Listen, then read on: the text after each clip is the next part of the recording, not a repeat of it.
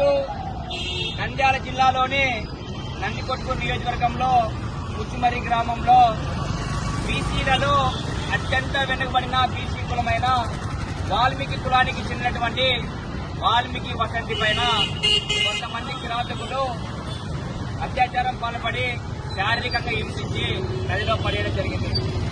ఈరోజు చూస్తూ ఉంటే దేశం ఎట్టిపోతుందో, రాష్ట్రం ఎట్టిపోతుందో అర్థం కాని పరిస్థితి. ఇటువంటి ఘటనలు చూసినప్పుడు రాష్ట్రంలో కానీ దేశంలో కానీ పాలకులు తల వంచుకోవాల్సిన పరిస్థితి ఈరోజు మన ఆంధ్రప్రదేశ్ రాష్ట్రంలో కనిపిస్తుంది. అదేవిధంగా తిరుపతి జిల్లాలోని పూలే సర్కిల్ వేదికగా వాల్మీకి వసంతి ఆత్మ శాంతించాలని చెప్పేసి, అదేవిధంగా వాల్మీకి వసంతి కుటుంబానికి నా ప్రగాఢ సానుభూతి తెలియజేస్తున్నాను.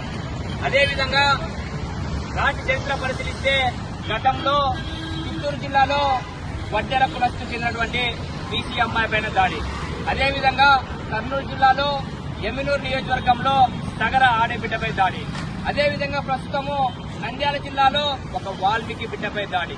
రాష్ట్రంలో ఎటు చూసినా డాక్టర్ బిఆర్ అంబేద్కర్ చెప్పినట్లు దేశంలో గొర్రెలని మేకలని బలిస్తారన్నట్టు ఈ రోజు కూడా మన అత్యంత వెనుకబడిన బీసీ బిడ్డలనే ఈ రోజు రాష్ట్రాన్ని బలిస్తారు అని స్పష్టంగా అర్థమవుతుంది. కావున ఈరోజు మా సోదరైనటువంటి ఎస్సీ సోదరులకి అట్లాంటి చట్టం ఉంది, కానీ మా బీసీలకి రాష్ట్రంలో కానీ దేశంలో కానీ రక్షణ చట్టం ఒకటి కూడా లేదు. గతంలో ప్రస్తుతం ఉన్న కూటమి ప్రభుత్వము స్పష్టంగా తెలియబడుతుంది.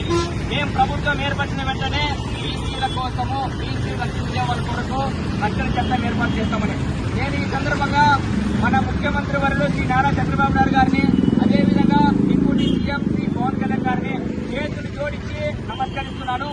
ఏమంటే మీరు తక్షణమే మీరు ఇచ్చిన హామీ ప్రకారము నిర్మాణాత్మకంగా మా బీసీ రక్షణ చట్టానికి ఒక చట్టం చేసి నిర్మాణాత్మకంగా మీరు చేస్తే ఇటువంటి దాడులు జరగవని చెప్పేసి నేను ఈ వేదికగా తెలియజేస్తున్నాను.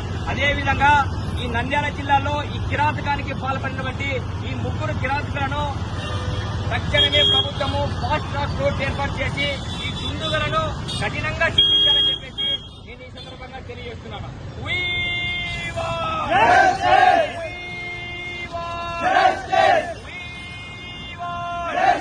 వాల్మీకి వసంతి కుటుంబానికి వెంటనే